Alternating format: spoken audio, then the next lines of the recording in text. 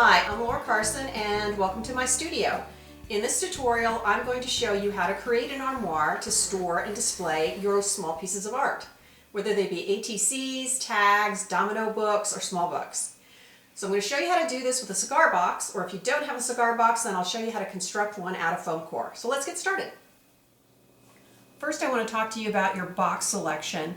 The important thing is to select a box, and I'll show you this one with the door off, where the interior is big enough to accommodate a rod that's going to go in here for you to hang your artwork on, and then also to accommodate the hanger, whatever hanger you're using.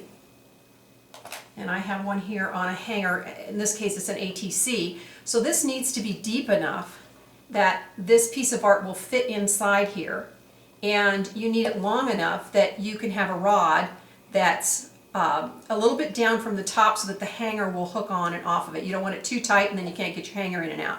So this is the box I'm showing you here is probably about as small as you want to get. And then if there are some things that you want to put on the bottom, like I have done in the samples, where you want to put matchboxes down here or some kind of shelf or whatever, then you'll want an even longer box. Okay, let's talk about prepping your box. The first step is to go ahead and remove the lid, which is usually only attached with paper, and underneath the paper is wood. So you just want a really nice sharp X-Acto knife, use a clean blade, and just remove your lid. You can see how quick that was. And then you want to kind of clean up your box by removing extra paper, anything that's hanging off. And of course it's up to you as to what you want to do with your box. You know, you can keep the stuff, you can keep it looking like a cigar box if you want, but it's kind of hard to take the door off without damaging some of the paper. And so I just go through and just peel off anything that feels loose, just so that when you go, and what I'm going to be doing for the box I demonstrate is in the samples they're covered with paper as opposed to painting or something, but there's no reason why you can't do whatever you want. So you just want to get all that off. Now the next thing, important thing, is that whether you're painting this or you're papering this or whatever you're going to do, the lids usually fit pretty snug already. So if you add more paper, it may not fit. The door may not, this is going to become your doors, it may not fit back in. So what I do is I take, depending on the direction of your door, here the doors are going to split, so it's going to be a little different. But if your door fits in here and here instead, then you're going to want to take a little bit of paper off the bottom, and I think you can see that better in the example I've got here. You can see these, I've already cut this in half, actually I think it went this way. So your doors are going to be opening, like this, because you're going to have your box the longest way it'll go. And if I put more paper here and here, you're going to see that this is going to start rubbing against the paper, and it's just going to start tearing up your paper on the bottom and the top. So you're going to want to take, I'd say, about a 1/16 of an inch off the bottom, and you can do it before you cut it, that way it's easier.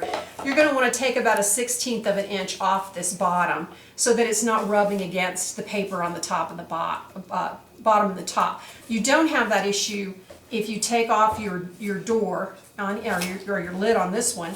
You take off your lid and the door is fitting differently. You're hinging on the sides and you're opening and closing, so there's no rubbing here. Now you might want to take a little bit off these edges here instead of off the bottom edges. So hope that makes sense. Then the next thing you do is you want to find the center point of your door, or your lid of your box, which will become the door. Mark that, and you want to cut it with an X-Acto knife. And this is wood, so it's going to take a little bit to cut, and you just want to slowly cut through the lid.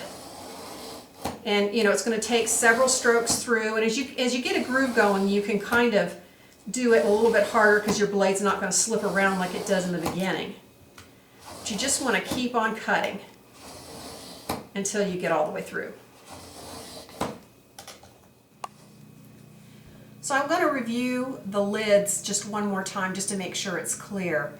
I've got two boxes in front of me. Now these boxes are not deep enough for this project, but they will allow me to demonstrate again. what you need to do with the lids based on how your box opens. You're going to want your box, your cabinet to be, you want to use the longest direction of the box. So in this case, it would be this way, and in this case, it would be this way. And for this box, the box is, the lid is connected, and it would open this way. And for this box, the lid is connected at the top. So when you remove these, what you have to think about is once you have your doors, there is a little groove which the lid fits in to make the lid flush with the box. So that groove is going to be in a different place depending on how your lid is attached. So the groove on this one is along the sides, and the groove for this one is going to be at the top and the bottom. So for this one, when you take this off, this will be your door that you will be cutting in half. Now what you need to do is on the sides where there is no groove, you need to take off some of the edge of each side so that once you paper and do whatever you're going to do inside the box, that lid will still, those doors will still fit down in there and they won't tear up your paper. And the same is for this. Instead of taking stuff off the sides on this one, because this one, the groove is not on the top and the bottom, as you close and open your two doors, they're going to rub against whatever is down here and up here. So in this case, you would take some paper or some of the door off the bottom.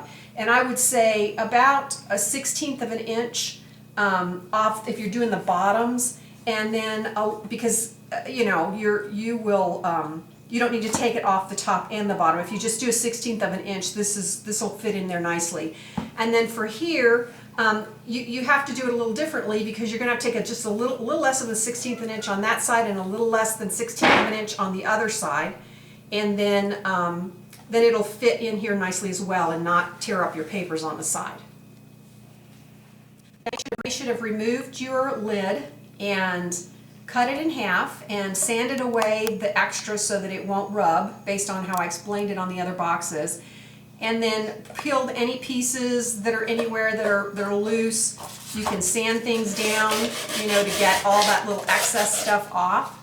And then you just go ahead and put your doors aside. And I want to go to the next step, which is your feet. Now, if you're going to put feet like this on the bottom, where they're going to be underneath the box itself, then you don't have to worry about the doors opening, closing, and hitting the feet.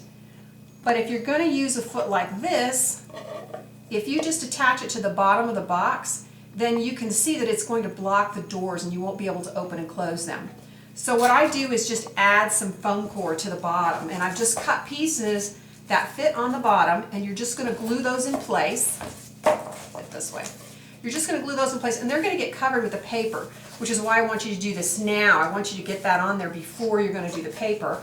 And you just need to cut enough pieces that when you put your corner foot on, that it will not block the door. Now, I kind of like to do this anyway because it gives your cabinet more height, and it also will give you a place in the front to add decor at the front of the box, at the bottom, as well as this lip, which will allow you to add stuff in the back, or excuse me, up at the top. Now, in cutting foam core, it's really easy, a lot easier than cutting the wood on the box. You just want to mark your lines, use a metal ruler, and then use a sharp X-Acto knife. I always, if I'm going to cut a bunch of foam core, I make sure it's a brand new knife because that'll give you a much better result. And you just want to start cutting lightly through it. You don't have to cut through all at once, and you'll get a smoother edge if you just, you know, just slowly but surely cut through the layers, and then you'll get a nice clean edge. If you do get some raggedness, it's probably because your blade is dull, but you can still come in with the sandpaper and just sand away any little excess or uneven areas. And I think for these feet, I think I cut 5 pieces of foam core the size of the bottom of the box in order to get the clearance for the doors. Okay, next I'm going to go over what you need to do if you're going to build your own box. And the nice thing about building your own box is that you can build it whatever size you want. It's a little more work than just starting with a cigar box, and it's not quite as heavy and sturdy, but it does allow for the flexibility. And I've come up with some measurements to create a box that should be big enough for ATCs and tags, and should give you a little room at the bottom if you want to add some matchboxes or a little ledge or panel where you can put some more things behind it. You're going to be cutting all these pieces, 6 pieces. You've got a back, 2 sides that are the same size, and a bottom and a top, and then a piece for the doors. And I like to cut the piece for the doors all as one first and then cut it in half instead of cutting one half and then the other half. You get a better fit, because if anyone's off a little bit, so I just like, you're starting off with something that fits and all you're doing is cutting that in half. Now all the measurements on here, don't worry about this. I'm going to have this on the blog, and there's will be a downloadable PDF document too with all the measurements, so you don't have to quick hurry and write it down. The other thing I want to make sure you know is that it is important to assemble this in the way I show you if you're going to use these measurements, because these measurements assume that pieces are going to be put together in a certain order so it fits together. And that's particularly important because there's about a 3/16 of an inch, it's a thickness here, and depending on which ones you put where, when, that changes the measurements of the other pieces. So just be aware if you want to cut your own or do whatever, that you have to think about what order you're going to assemble it when you try to figure out your measurements. So the order that you should assemble, and what I'm doing is I'm going to use a combination of a glue that's made for paper, the Tombow Multi, and a glue, glossy accents, that's made for like non-porous surfaces. And that way I usually get a pretty good bond, and it'll work. The Tombow kind of gets tacky first, so it kind of helps to hold it together, and then since this is a non-porous surface with the foam core, then the glossy accents helps to get it to stick together. My glue's not coming out very easily, but I don't think you need to see me glue it. I'm just going to show you the order. So what you want to do is you start with your back, and you're going to put your sides on, and you're going to glue those in place. And then you want to let that dry. And once that dries, I've got some little things here to help hold these in place so I can show you. Once that dries, then you'll want to glue on your bottom, and you'll want to glue on your top. And you should have flush surfaces all the way around. You might want to test this before you glue it, so if you have to trim a little or sand a little or whatever it is you need to do to get this really nice and flush, you can do that.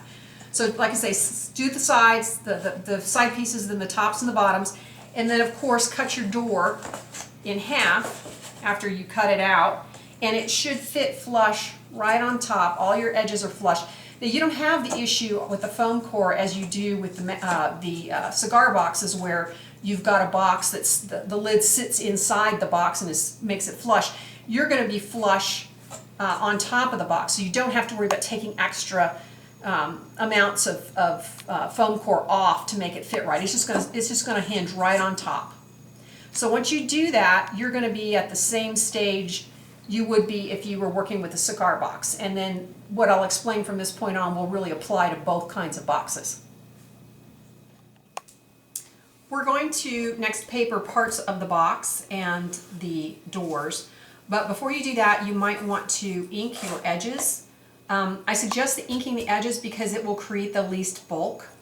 I use a Stays-On ink so that some of the paper is kind of slick and other inks may not dry, so that's what I use to come in and ink all my edges.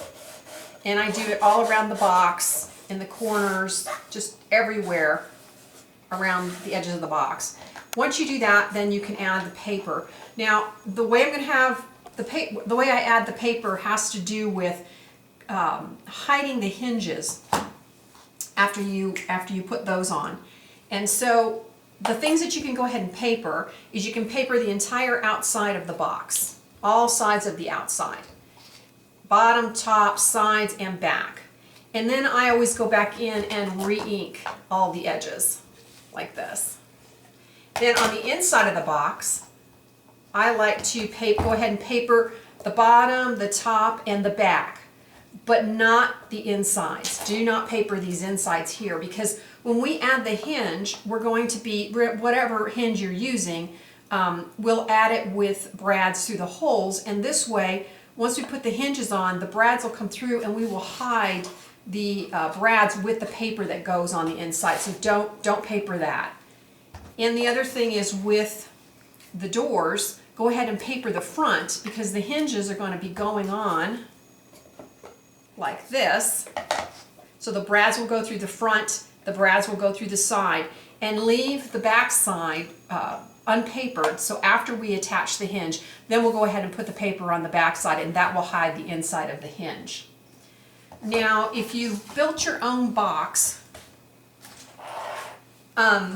you do have the option of papering before you assemble the box. I don't do that, because after I get the box glued together, I like to go back in with some more glue and just kind of fill in the edges and the seams to get things glued even better. And I think if I had papered it, then of course I would have made a mess out of the paper. So it's a little bit harder to paper after the fact, but it just kind of makes your box a little bit more stable if you can just add some more glue.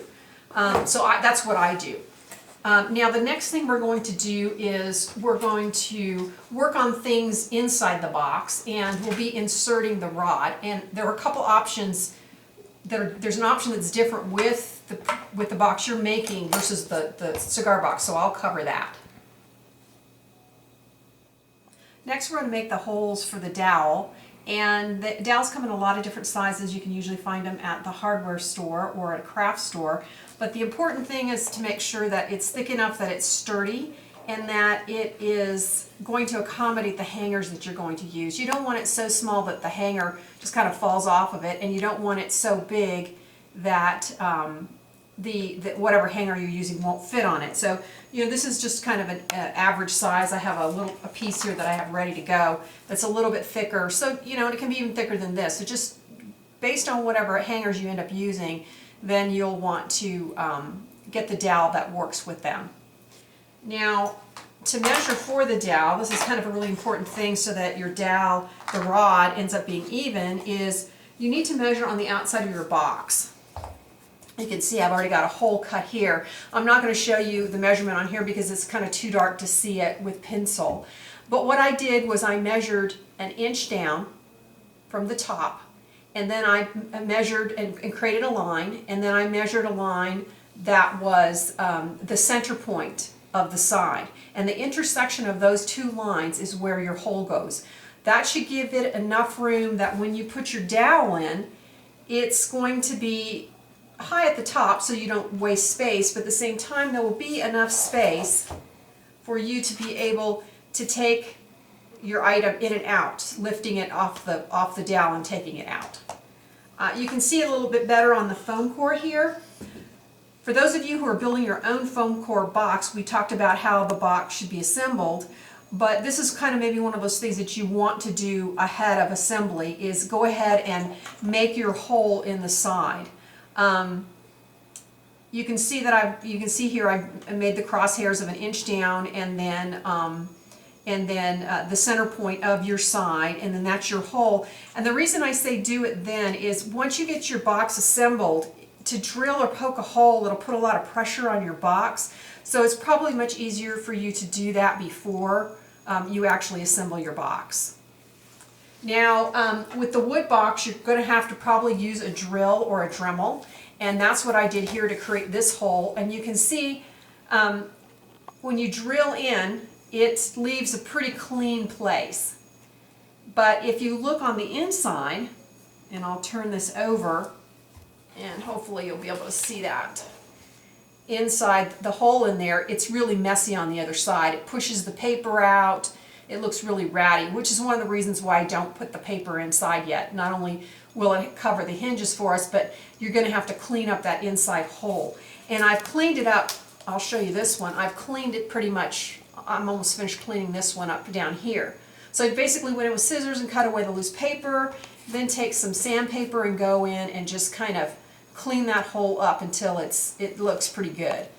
And then you'll want to cut your dowel the width of your box. And then you can test it, and if your holes are good, then when you put your dowel through, it will be nice and level, and it won't be going like this. it'll be straight across like it should be. And next you'll want to go ahead and do whatever you want to do with your dowel. If you want to paint it or stain it, whatever you'd like to do, if you want to cover it with paper, it doesn't really matter. The only thing I would suggest is that you seal it with something. I used Mod Podge on mine because whatever you do to it, when you're taking this off and on, you might tear it up. So I would just recommend doing that.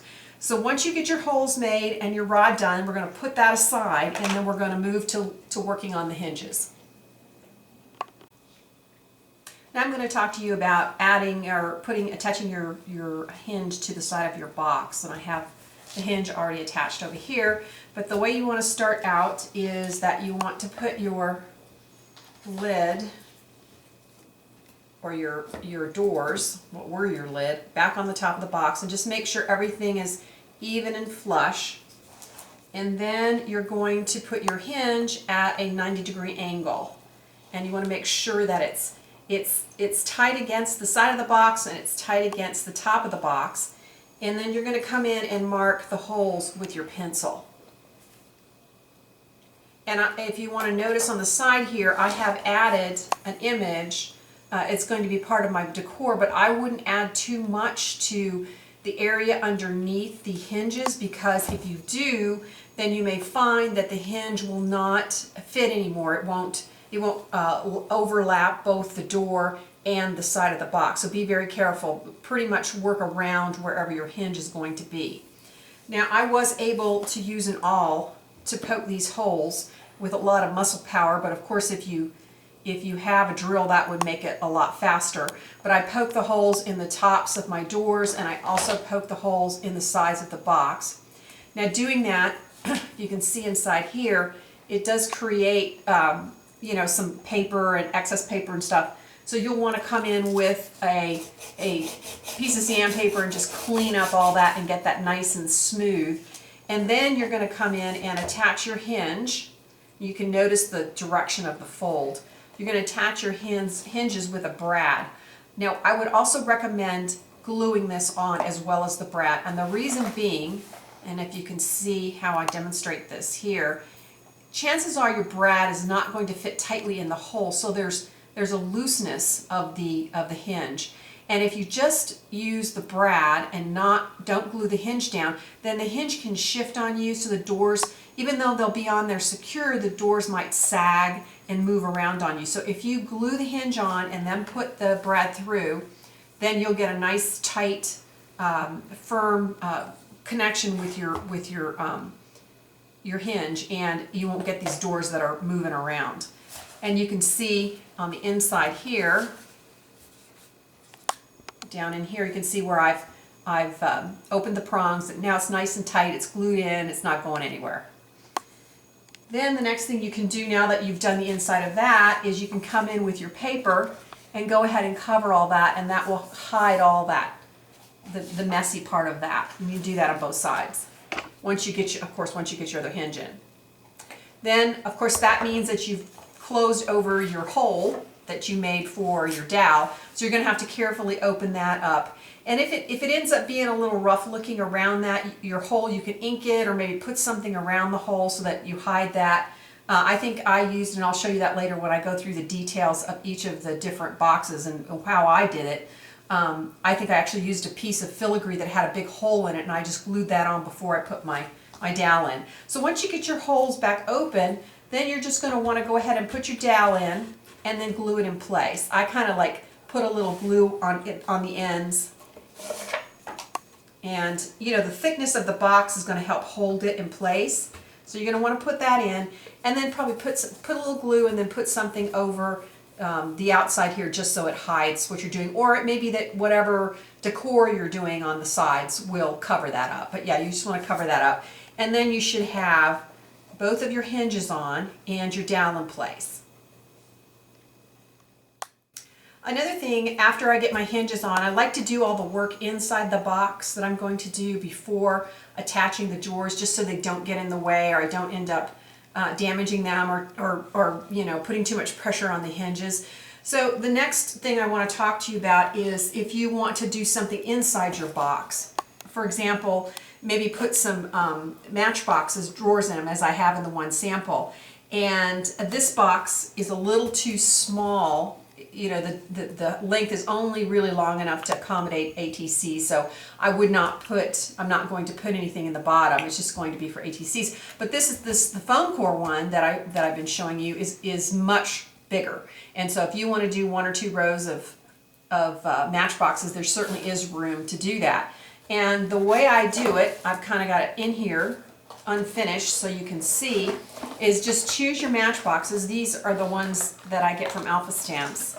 So they're a little bit bigger than the ones I use for the Matchbox chess. And, you know, figure out how many are going to fit in the bottom of your box. And then chances are, no matter what matchboxes you choose, you're going to have some extra space on the ends. And I fill that space with pieces of foam core, and just however many it takes. And you know, sometimes it doesn't work out even that, you know, 2 pieces of foam core on each side work or something like that. So you may need some heavy chipboard, and I just fill the edges in. And then you're also going to want something as a top to just cover up everything and pretty it up. And so I use a heavy piece of chipboard to do that as well. And I ink my boxes, do whatever I want to do with them, do my drawers, all that kind of stuff. And then I just simply glue these all together outside of the cabinet. Once I have them the way I want them, I glue them out, everything together outside of the cabinet, and cover everything with paper or paint it, or like I said, whatever you want to do. And usually I just put some paper around the fronts of this, and I'll show you that in another sample how I've done that. But I papered the front of that so you don't see the chipboard and the foam core. And then I papered the top of this and go ahead and glue that on top. And then once you get that all nice, all you do is glue that right inside your box. Now the other option that you can do, and I have one in the other sample as well, is, you know, you could just come in here with just kind of a ledge like this, or some kind of panel that just creates an area in the back that you could stack up artwork. So you don't have to do matchboxes if you just want to use that in a different way. So now once the hinges have dried that I attached to the box, then I went ahead and attached the rest of the hinge to the lid or the doors. And same thing, I glued them and then put the brad through, and you can see on this one I've gone ahead and covered up the brad and everything and all the messy part with paper. And then you can see what this looks like on this side where it's all exposed, and so I'll be covering that side too, and that kind of finishes the whole thing off. And once I do that, then basically it's time to decorate. And the very, very last step I do is to put the feet on, because I don't want to have to deal with the feet if I need to turn it on its side or do something else with it. I don't want to have to worry about the feet getting in the way. So typically, unless there's some other reason why that won't work, I do the feet the very last. There's one other quick thing I want to point out, because the next time you'll see these, as they'll be all decorated, is that if you're doing the foam core box, you know, you've got that ridge on the box, or on the foam core. And what I did is I covered that on the box, and also you'll see later on the doors, with just some German scrap that I had painted just to coordinate with the whole design that I've got going here. And it's exactly the same one. If you did my apothecary tutorial, it's exactly the same one that I used on the apothecary cabinet.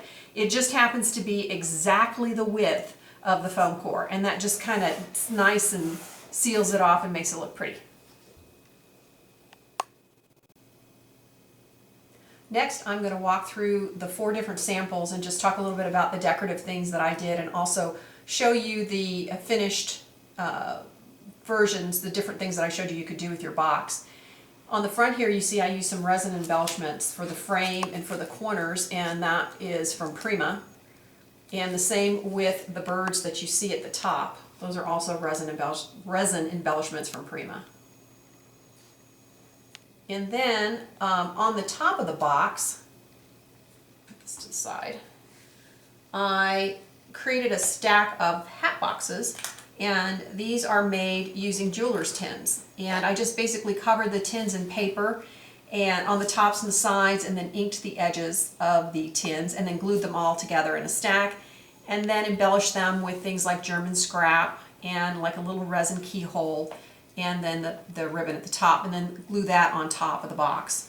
And then I also just had a bunch of flowers and a little filigree piece, and that also I will glue to the top of the box. Now I'll show you the inside.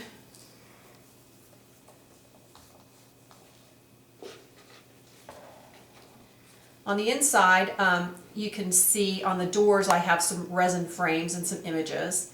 And then on the bottom I've used the matchboxes, and in the corners you will see a tiny little panel that's covered with a little paper, and that is the foam core that I use to fill in the gaps with the matchboxes. And then on top of that is the chipboard piece that's been covered with decorative paper. And then the image on the front in the frame, if you like that, I'm going to have that for you on the website, a little freebie for you to download if you want to use that. This chest is French themed, and at the bottom I've used the egg cups for feet, then I've used the butterfly hinges, and then the pediment at the top is from my collage sheet TikTok. And when I add these pediments, what I do is I have the image, then I glue that to a thin piece of chipboard, and then I back it with a piece of paper, and that'll make it stiff enough that it's well supported, and it'll give you the look of having a chest with a decorative thing at the top. And then for the handles, I used these bracelets. So I'll show you how I did this. What I did is I started with a button, and I cut the shank off the back of the button, and then I put the bracelet on the back of the button, didn't glue it on, and then with a fold over bail, I glued the fold over bail to the button. And then that made it loose and hanging, and then I glued this to the chest.